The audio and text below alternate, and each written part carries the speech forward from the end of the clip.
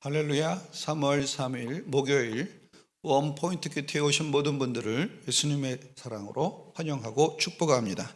오늘 우리에게 주시는 하나님의 말씀은 마가복음 6장 7절에서 13절까지의 말씀입니다. 다 함께 한 목소리로 합독하겠습니다. 12 제자를 부르사 둘씩 보내시며 더러운 귀신을 제어하는 권능을 주시고 명하시되 여행을 위하여 지팡이 외에는 양식이나 배낭이나 전대의 돈이나 아무것도 가지지 말라. 신만 신고 두벌 옷도 입지 말라 하시고 또 이르시되 어디서든지 누구의 집에 들어가거든 그곳을 떠나기까지 거기 유하라. 어느 곳에서든지 너희를 영접하지 아니하고 너희 말을 듣지도 아니하거든 거기서 나갈 때에 발 아래 먼지를 떨어버려 그들에게 증거를 삼으라 하시니 제 아들이 나가서 회개하라 전파하고 많은 귀신을 쫓아내며 많은 병자에게 기름을 발라 고치더라. 아멘. 이 시간 전도는 말씀의 순종함으로 시작되는 제목으로 담임 목사님께서 말씀 전하시겠습니다. 할렐루야. 네, 오늘 우리 이제 목요일을 맞아서 마가복음 6장의 전도에 관한 말씀을 우리가 함께 묵상하게 되었습니다. 재미있는 것은 우리 주님께서 12제자를 부르시고 둘씩 보내신 거, 히브리 문화에서 2명은 증인의 최소 단위의 숫자입니다. 홀로는 독백이고 두 사람이 말하면 말이 일치하면 증거로 채택이 되는 것이 당시의 관례였고 지금도 유효하죠. 그래서 요즘도 보면 경찰들도 둘씩 검문 나가는 걸 볼 수 있는데 뭐 이런저런 많은 그 효용성이 있다고 봐요. 그런데 더러운 귀신을 제하는 권능을 주시고 이렇게 말씀함으로 보내실 때 이 보냄의 구조예요. 인간이 하나님을 찾아가는 구조가 아닙니다. 이게 바로 진리의 종교와 세상 종교의 차이점이에요. 세상 종교는 자기 의로 어느 신적 영역에 도달하려고 몸부림합니다. 면벽 수련을 하고 아니면 깊은 산속에 들어가서 나홀로의 고독한 수행을 하는 것이죠. 그렇게 해서 도달한 사람이 없어요. 그런데 인간이 죄인됨을 알고 찾아오시는 겁니다. 하나님이 모세에게 찾아오고 하나님이 아브라함에게 찾아오고 아담에게부터 찾아온 하나님은 오늘 우리에게 말씀이 육신이 되어 우리 가운데 찾아오시는 거예요. 찾아올 때 하나님은 아들을 보내시고 성령을 보내시고 그리고 예수님은 우리를 위하여 먼저 불림받았고 먼저 구원을 받았으니 너도 스스로 찾아올 수 없는 자들을 향하여 가라 하는 구조가 교회입니다.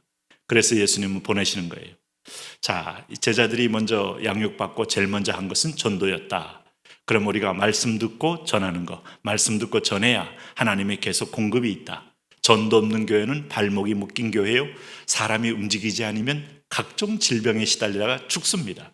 움직여야 삽니다. 전도 나가야 삽니다. 가면서 하나님 그냥 보낸 게 아니고 그들의 눈과 귀를 가리고 있는 미혹의 영을 대적할 권세를 주시더라. 이걸 잊지 마셔야 돼요. 권세는 내게서 나온 게 아니고 우리가 명령에 순종할 때 명령권자가 우리에게 귀신을 제어하는 권능을 주시고 이렇게 7절이 말하고 있지 않습니까? 오늘 저와 여러분이 동일하게 이 권능을 받고 나아가게 되는 겁니다. 그러면서 주님이 중요한 명령을 내렸어요. 8절에 보면 명하시되 여행을 위하여 지팡이 외에는 양식이나 배낭이나 전대의 돈이나 아무것도 가지지 말며 신만 신고 두벌옷도 입지 말라 하시고 그랬습니다.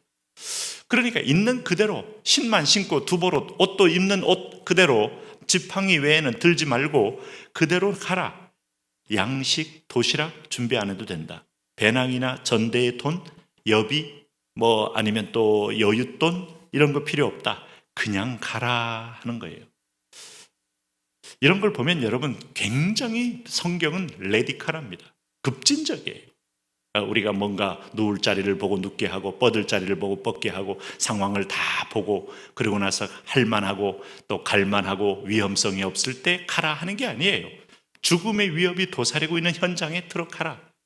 선교사님들이 다 이제 정세가 안정되고 위험이 다 풀리고 간다? 아마 그 지역의 생활인이 될 수 있을지 모르지만 정말 전도자가 되기는 쉽지 않을 겁니다. 동시에 우리도 마찬가지입니다.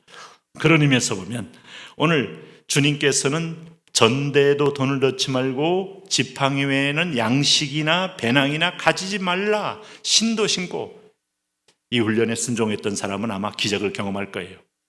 주님께서 예루살렘 성에 이르를 때 그 당나귀 하나도 주가 쓰시겠다 하라는 명령을 순종했을 때 가보니까 그대로 매여 있었고, 달라고 할 때 그대로 주 앞에 연락이 되는 걸 보면 예비하시는 주님, 여호와 이레의 주님, 먹을 걸 준비하고 사람을 준비하고.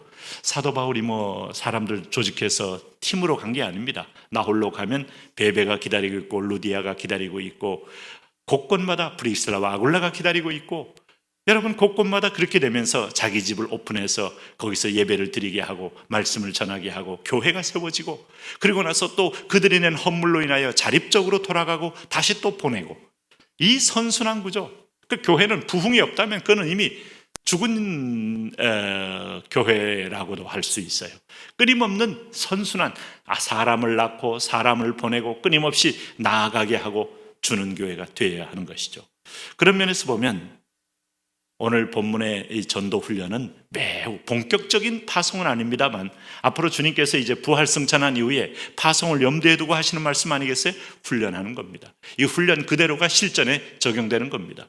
그래서 우리는 여러 가지 여건 따지고 상황 따지고, 아직 내가 지금 돈이 없으니까 이 돈을 좀 빼서 여유가 생기면, 아직 건강이 안 좋으니까 몸이 회복되면, 우리는 이런 전제를 많이 깝니다.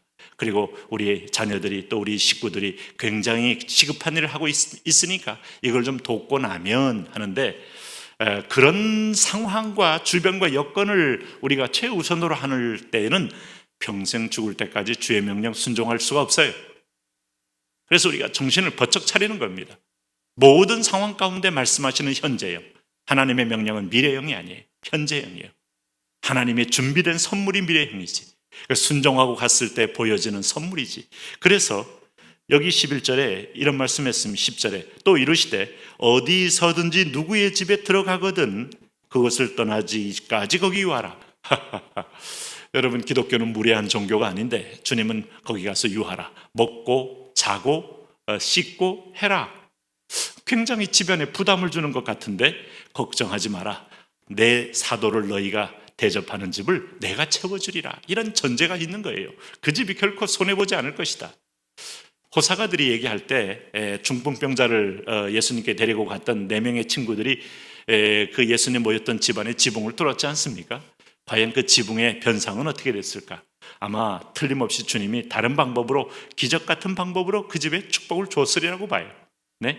주인이 벌쩍벌쩍 뛰면서 내 지붕값 물어내라 소리소리 지렀다면 아마 분위기 얼마나 쌓였겠어요. 그런 불신앙의 팽배한 자리에서 주님이 기적을 행할 리가 없어요.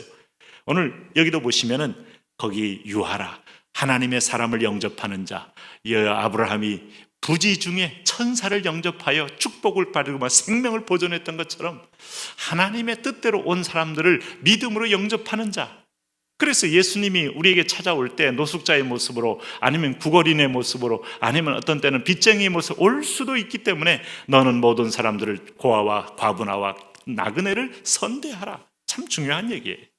오늘 그래서 그러고 난 다음에 뭐라고 말씀했습니까? 11절에 어느 곳에서든지 너희를 영접하지 아니하고 너희 말을 듣지 아니하거든 거기서 나갈 때 발 아래 먼지를 떨어버려 그들에게 증거를 삼으라. 이 말은 너희가 왔다 간 증표, 증언을 그 집 앞에 먼지를 흘려내어서 그들이 복음을 믿지 않은 것은 전적인 자기의 책임임을 자증하게 함으로 하나님의 심판이 임할 때 피할 길이 없게 하라는 분명한 하나님의 사인이에요. 이건 경고인과 동시에 복음의 기회가 있다는 거고, 그 기회를 잃어버리면 다시는 복음을 받을 수도 없는 그런 상황에 놓여 있기도 하다는 거예요. 우리가 모든 은혜의 기회, 봉사의 기회, 헌신의 기회, 헌물의 기회, 드림의 기회, 선교의 기회, 다 하나님이 우리에게 준 축복의 기회입니다. 모든 기회가 있는 게 아니에요. 그 기회는 언젠가, 지금입니다. 코로나 끝나고 얘기하지 마세요. 코로나 얘기하지 마세요. 온 세상이 가득 차도 우리가 해야 될 소명은 지금입니다. 그러므로 오늘 여기 주님께서 이 제자들을 통하여 회개하라 전파하게 하고 많은 귀신을 쫓아내며 많은 병자에게 기름을 발라 고치더라.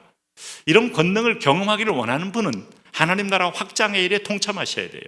집에 앉아서 문고리에다가 뭐 그림 그려놓고 우리 집에 오면 치유가 있습니다. 절대로 그렇게 하나님이 일하기를 원치 않아요.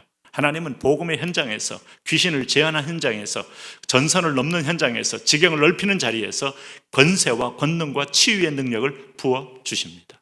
오늘도 여러분이 그런 은혜로 승리하시기 바랍니다. 하나님 아버지, 우리 인생 살면서 하나님을 경험하고 하나님의 능력을 덧입기를 원하는데 무엇보다 복음에 예비한 신을 신고 움직이는 살아있는 신자 되게 하여 주옵소서. 예수님 이름으로 기도합니다.